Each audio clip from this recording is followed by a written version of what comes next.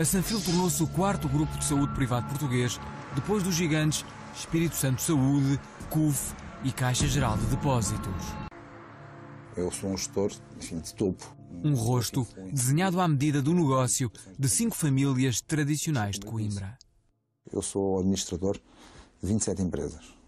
Sou responsável financeiro das mesmas, das 27. Sou diretor-geral da Santa Filomena e sou gerente da holding da Civales. O controle societário e de gestão pertence-me exclusivamente a mim. Henrique Amaral Dias representa a terceira geração da família fundadora. O pai, segunda geração, é o psiquiatra Carlos Amaral Dias. Juntos, são uma família. 4 famílias dividem os 5 milhões de euros de capital da SI Vales, sociedade por cotas proprietária da Sanfil, em partes iguais de 1 milhão e 100 mil euros. Os Amaral Dias, os Mira, os Fanzers da Mota e os Serpa Oliva controlam assim 4 milhões e meio de euros de um capital de 5 milhões. Os restantes 500 mil pertencem à quinta família, os Cardoso.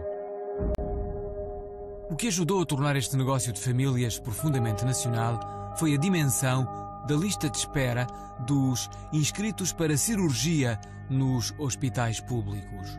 Com o propósito de a reduzir, o Estado criou em 2007 o Sistema Integrado de Gestão de Listas de Espera para Cirurgia, o SIGIC. A partir de 2007, a Sanfil encontrou no SIGIC uma oportunidade para crescer. Os blocos operatórios da Casa de Saúde de Santa Filomena iam conseguindo o milagre da multiplicação das cirurgias. Em 2012 foi a entidade que faturou mais ao nível do SIGIC e que recebe doentes de várias regiões do país. Como é que uma entidade tão pequena pode deter a liderança no SIGIC, na sua interpretação? Eu não lhe consigo explicar porque não conheço a entidade em concreto. Também é importante dizer que nós fazemos auditorias a várias entidades e a Sanfil não é uma das entidades que não tenha sido auditada. O que lhe posso garantir é que a nossa capacidade, em termos de execução, é mais do que suficiente para realizar as cirurgias que executámos ao longo destes últimos anos. Efetivamente, o que lhe quero referir, e acho que isso aqui é importante, é mais do que a quantidade, é a qualidade. A qualidade é que faz com que a quantidade surja. E penso que a Santa Filomena tem conseguido alcançar padrões de qualidade extraordinariamente elevados. Figura-se-me de facto estranho que uma pequena unidade com pouco mais de 30 camas e com apenas 2 blocos operatórios seja de facto o maior operador privado no domínio SIGIC.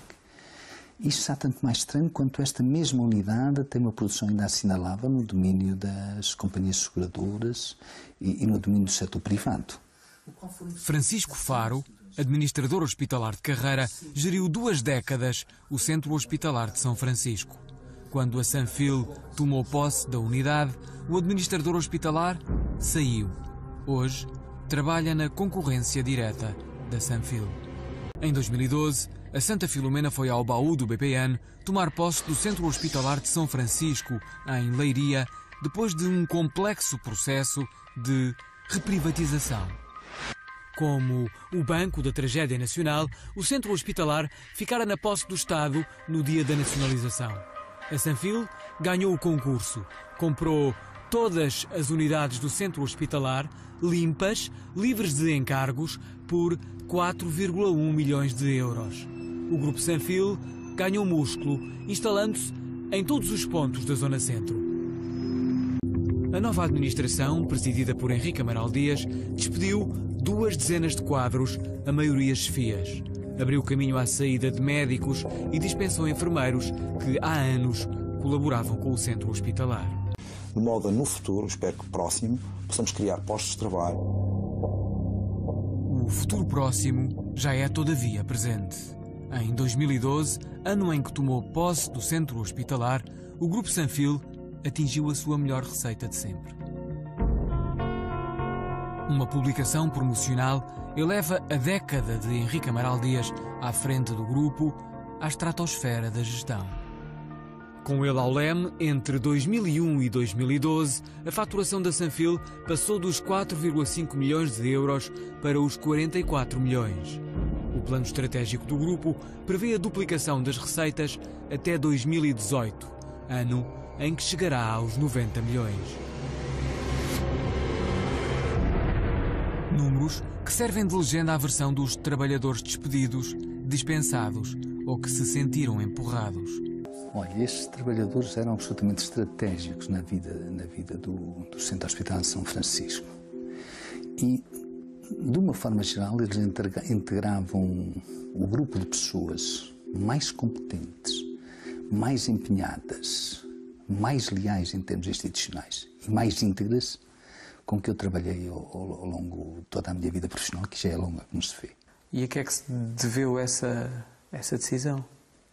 Eu penso que tem a ver com as práticas que esta nova administração quer implementar e que está habituada a usar e que não se concordava com o tipo de práticas. E o objetivo é ganhar muito dinheiro, e no mais curto espaço de tempo possível. E para ganhar esse dinheiro no mais curto espaço de tempo possível, não há que olhar a meios. Tudo serve. Havia que afastar um conjunto de pessoas que pudessem obstaculizar essa estratégia. Isso é totalmente falso. Totalmente falso, como aliás já demonstrei. Nós, as únicas práticas que temos é tratar bem dos doentes. E é uma sobreposição de funções. A 4 de junho de 2013, em carta dirigida à Comissão de Trabalhadores do Centro Hospitalar, a administração utilizou o termo redundante para justificar o despedimento de 9 de 19 funcionários da lista. Nitidamente há a sensação, e é o que se sente na instituição, de que as pessoas foram substituídas por pessoas da inteira confiança deles. Já havia pessoas que desempenhavam essas funções na Santa Filomena e que, portanto, eram pessoas da nossa confiança, que tinham exibido ao longo dos anos uma enorme capacidade de trabalho, de autossacrifício e, portanto, nesse sentido, de facto, entre umas e outras, escolhemos as primeiras. Para mim é um insulto sequer admitir, e para eles com certeza também o será, admitir que existe um clima de terror e de medo no nosso grupo, na Santa Filomena ou no São Francisco. Há sempre pessoas que estão descontentes. Agora, para mim o que é importante é que a esmagadora maioria dos nossos colaboradores, e é esse o sentimento de base que eu vivo quando falo com eles, sentem esse clima de paz, de harmonia, de competência essencial para a prestação de cuidados de saúde aos nossos doentes. E esse clima de medo surgiu logo com o afastamento imediato de algumas chefias durante algum tempo, com o acesso a dados pessoais dessas pessoas, nomeadamente telemóveis e computadores. Isto aconteceu de facto, doutor? Eu sobre essa questão só tenho a dizer o seguinte: as questões que elencou são tão graves, essas acusações são tão graves que nós próprios decidimos levá-las às autoridades judiciais competentes. O que nós esperamos, tão somente, é que a Justiça reponha a verdade. Sobre o mais não posso adiantar. A verdade balou-se entre versões opostas que inundam o tribunal. O Centro Hospitalar de São Francisco e a administração que o governa respondem a processos judiciais dos antigos quadros com processos judiciais contra esses quadros. A SIC acedeu a dezenas de cópias de faturas emitidas pela nova administração do Centro Hospitalar a pacientes que concretizaram, ao longo de 2013, endoscopias, colonoscopias com sedação. Os exames em causa foram comparticipados pela ADSE. Cada uma dessas faturas são debitados valores associados a medicamentos nunca prescritos e utensílios de cirurgia nunca utilizados. Os médicos que realizaram esses exames mostraram surpresa quando a SIC lhes exibiu as faturas. Garantem que em nenhuma das endoscopias, colonoscopias com sedação que realizaram, ministraram tais fármacos ou utilizaram as pinças de biópsia descartáveis. Os médicos em causa recusam comentar estes factos, argumentando que a faturação não integra o seu ploro. 80% dos medicamentos em causa, um antibiótico de terceira geração, um corticoide e um gás anestésico, são pagos pela ADSE. O utente paga 20%. A parcela maior do exame corresponde, todavia, à pinça de biópsia. Está em todas as faturas, mas com preços variáveis. 117,97 € nos casos, 393,25 € noutros.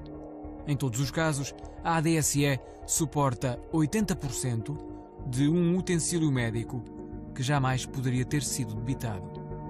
O utente paga os restantes 20%. Eu estou a tomar conhecimento dessa situação. Nunca seria capaz, obviamente, de emitir quaisquer ordens nesse sentido. Como sabem, numa organização trabalham centenas, milhares de pessoas, muitas vezes numa esfera altamente reservada e fechada, como é o caso no bloco operatório, no consultório médico, onde se desenvolvem relações estreitas e fechadas entre médico e doente. Eu não consigo, obviamente, apurar a verdade num momento. O que eu lhe posso dizer é que nós agiremos em conformidade. Nós realizamos mais de 25 mil sessões de hemodiálise, mais de 60 mil atos de diagnóstico, mais de 100 mil consultas, mais de 11 mil cirurgias. Ou seja, eu não posso dizer que há ou não há esse tipo de situações. Eu mandei apurar essa situação. 2 semanas depois, Henrique Amaral Dias veio à SIC dizer que tinha encontrado o culpado. O foco da responsabilidade incide diretamente sobre uma pessoa que diversas fontes contactadas pela SIC classificam como braço direito de Henrique Amaral Dias. E, entretanto, fizemos algum apuramento daquilo que se tinha passado e o que identificámos foi que houve um funcionário, efetivamente, que por questões de mera não é bem sobrefaturação, mas de simplificação de débitos, meteu lá esses débitos no sistema informático, carregou esses débitos no sistema informático e eles eram lançados automaticamente nesses atos. Ora, nós apurámos isso, retificámos, suspendemos e instaurámos um processo disciplinar ao funcionário e, simultaneamente, emitimos já notas de crédito relativamente a essas situações, que representam 69 mil euros, grosso modo. Porquê é que nas faturas que eu tenho, no caso das pinças, por exemplo, há umas pinças que custam 117 euros, mais ou menos, e outras que custam 300 e qualquer coisa euros? Estamos a falar do mesmo utensílio médico ou não?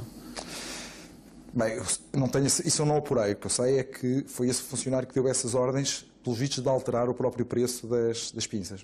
Mas o funcionário em causa, que peso é que tinha, exatamente, no organigrama da empresa? Bem, relativamente ao São Francisco, não tinha qualquer peso em termos de orgânica. Relativamente à orgânica geral da empresa, era um alto funcionário da empresa, efetivamente. Portanto, um funcionário com poderes para tomar uma decisão dessas? Não tinha poderes para tomar essa decisão. Nem eu tenho poderes para tomar uma decisão dessas. Esse funcionário, até que ponto é que era próximo da administração e do setor em concreto? Esse funcionário trabalha connosco já há muitos anos e, portanto, eu conhecia alguém, não é? Era alguém da minha confiança. Infelizmente, porque alguém com quem eu tenho relações de alguma amizade, tenha que ter instaurado, de facto, um processo disciplinar e tenha que ter suspendido preventivamente. 3 das 20 enfermeiras do bloco operatório, a quem Henrique Amaral Dias mandou suspender o horário, garantem que a anterior administração nunca faturou estes medicamentos e pinças de biópsia em colonoscopias, endoscopias com sedação. Ertapnem é um antibiótico de terceira geração que só, pura e simplesmente, era utilizado nas grandes cirurgias. Em grandes cirurgias abertas, quando assim o indicado, não a endoscopia é um procedimento fechado. Um outro chamado sevoflurano? Não. Os doentes eram apenas sedados. Isso é um anestésico que se usa numa anestesia geral, só numa anestesia geral e nunca numa sedação. Que pinças de biópsia é que utilizavam no centro hospitalar? Usávamos uma pinça que era reesterilizada, não poderia ser debitada ao doente porque era para vários doentes. Ou seja, nós tínhamos sessões de fazer 8, 10, 11 colonoscopias, aquele material é reutilizado. Se o doente se a pinça não é descartável, não é normal que seja debitada uma pinça dessas no momento. São específicas, são únicas, são extremamente caras, só se utilizadas em casos esporádicos em que era necessário colher um bocadinho desse tecido, ou de estômago, ou de intestino, para futura biópsia. Mas eram debitadas ao doente alguma vez? Não, e faziam parte do exame, não eram debitadas ao doente. As 3 enfermeiras que aceitaram falar com a SIC trabalhavam há mais de uma década no bloco operatório do centro hospitalar. Tinham uma chefia e cumpriam um horário. A nova administração prescindiu de todos os enfermeiros do bloco 2 dezenas. No mesmo dia... Agora não houve dispensa. O que houve nós tínhamos uma opção clara, que era ter um quadro, um núcleo essencial basilar de enfermeiros no bloco operatório em dedicação exclusiva. Os enfermeiros que lá temos, o seu núcleo base, estão no quadro de Santa Filomena, são colaboradores do grupo, em dedicação exclusiva. O enfermeiro mais velho que lá estava, que foi substituído no bloco operatório como responsável, tem 2 anos. 2 anos de serviço. Sim. E outros saídos da escola entraram imediatamente no bloco operatório. E só posso responder com alguma ironia, se me permite. Isso é a mesma coisa que dizer que o Sebastian Vettel, aos 22 anos, não tinha capacidade para ganhar o campeonato do mundo de Fórmula 1. Mas são Não tenho esse recém-licenciados. tipo de preconceito. Não eram recém-licenciados. Em junho, a administração presidida por Henrique Amaral Dias começou a instalar um aparelho de TAC na unidade do Centro Hospitalar de São Francisco, em Pombal. A instalação ficou concluída já em julho. Por isso, entre o pedido e a licença, pode passar mais de 1 ano. Documentos a que a SIC acedeu provam que a TAC de Pombal já laborava em pleno em meados de julho, ou seja, imediatamente após a instalação. A azáfama continuou por todo o mês de julho, tendo crescido em agosto e setembro, quando o aparelho de TAC na unidade de Leiria avariou e os doentes foram encaminhados para Pombal. Com certeza. Eu tenho com certeza todos os documentos que poderei mostrar, e a IRS podê-los facultar-se assim o entender, que demonstram claramente que houve autorizações da ARS muito antes da entrada em vigor do decreto-lei que referiu. Portanto, o doutor tem esse papel que até me poderia disponibilizar eventualmente. No final, quando entender, combinará com a doutora Andrea, temos toda essa documentação que podemos exigir. De facto, a assessora de imprensa de Henrique Amaral Dias veio à SIC com uma jurista e administradora do grupo mostrar os documentos em causa, mas as cópias dos mesmos nunca nos foram disponibilizadas. Numa segunda reunião, já com 3 advogados da Sanfil e um novo assessor de imprensa, os documentos foram-nos de novo exibidos. Os advogados da empresa não nos permitiram tirar cópia do documento que, segundo eles, dá à Sanfil cobertura legal para usar o aparelho de TAC em Pombal. A Sanfil assegura que a entrada em funcionamento da TAC de Pombal está suportada por legislação publicada em 2009. Este diploma prevê que a atribuição de algumas licenças fica apenas dependente de uma comunicação à Administração Regional de Saúde. Juristas contactados pela SIC asseguram que esta simplificação legislativa não se aplica ao caso da TAC. Esse é, aliás, o entendimento de todas as administrações regionais de saúde do país, a entidade que emite as licenças e monitoriza o processo. A SIC contactou as 5. A ARS do centro, que emite as licenças de Pombal, garante-nos que nunca despachou a autorização para TAC. Sem qualquer dúvida, a Sanfil deveria, portanto, ter seguido todos os passos legais, sujeitando-se aos muitos meses de espera pela licença. Entretanto, num contacto telefónico que tivemos com a unidade de Pombal, apurámos que a administração decidiu suspender os exames de TAC. Desconhecemos as razões desta paragem. Mas regressemos ao frenesim dos blocos operatórios da Sanfil, onde a redução das listas de espera adquire a expressão máxima. Eu não consigo explicar como é que uma empresa, no caso a Sanfil, que salvo tem 2 blocos operatórios e tem 38 camas, pode ter uma expressão de 15 ou 16% em todo o movimento que se faz de combate às listas de espera no abrigo do SIGIC. Não consigo compreender isso. Nós temos 41 camas que estão devidamente licenciadas e não 38. O SIGIC, o sistema público que gera as listas de espera, agita há mais de 1 ano a concorrência direta da Sanfil em Coimbra. A chave do processo está na mão da Administração Regional de Saúde do Centro. A Idealmed efetivamente submeteu o seu processo em outubro de 2012, teve necessidade de o ressubmeter em fevereiro de 2013. Aguardámos, obviamente, que a nossa entidade tutelar nos desse uma resposta necessariamente positiva, porque temos consciência da competência, da qualidade e da diferenciação deste equipamento. E a verdade é que essa resposta, infelizmente, não aconteceu. José Alexandre Cunha lidera a área da saúde num grupo empresarial, propriedade de um português que fez fortuna na Suíça. A Idealmed dá nas vistas 51 milhões de euros de investimento, 500 funcionários, 250 prestadores. Para atingir o patamar da rentabilidade, a Idealmed precisa da faturação gerada pelo SIGIC. Necessariamente que se houvesse por parte de um equipamento com estas características uma relação com o Serviço Nacional de Saúde, inegavelmente a sua capacidade de emancipar resultados, de antecipar resultados, se assim quisermos, seria necessariamente muito mais fácil. Por cada cirurgia realizada no prestador privado, o Estado paga uma parcela fechada, consoante a especialidade. Depois, a escolha fica a cargo do utente e aí a Idealmed é de encher o olho. A Administração Regional do Centro transmite à Idealmed que, efetivamente, é seu entendimento que deverá haver uma consulta prévia ao Tribunal de Contas para a formalização desse mesmo contrato. Já estamos há 13 meses empenhados em fazer com que esse processo possa ter conclusão.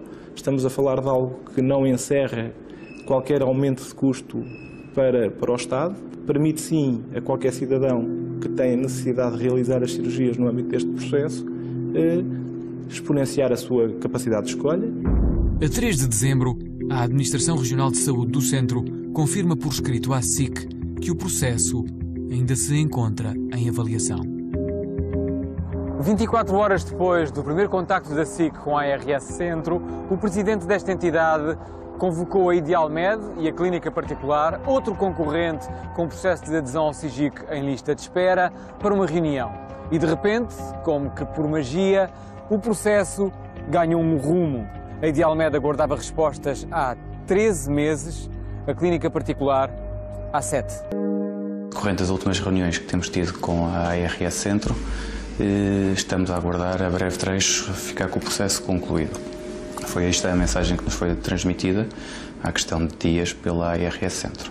Não faz sentido uma infraestrutura destas não poder ser utilizada pelos utentes do Serviço Nacional de Saúde através do vale de cirurgia. Neste momento, a informação que nos foi dada é que o processo teria que ser submetido a Tribunal de Contas, a visto Tribunal de Contas. Contactado pela SIC, o Tribunal de Contas informa que o processo ainda se encontra em avaliação. A 21 de novembro, o Tribunal solicitou novos dados à Administração Regional de Saúde do Centro. Quando uma entidade submete um pedido de adesão em outubro de 2012, permite-me necessariamente estranhar que essa consulta ao Tribunal de Contas seja feita em outubro de 2013. Portanto, ou seja, 11 meses depois da formalização desse mesmo processo de candidatura. O presidente da ARS Centro recusou ser entrevistado. Por mail, a assessora de imprensa informou-nos que o pedido de visto prévio ao Tribunal de Contas só avançou quando os serviços sentiram que havia essa necessidade. Em Coimbra, existem 3 unidades hospitalares privadas com contrato com o SIGIC.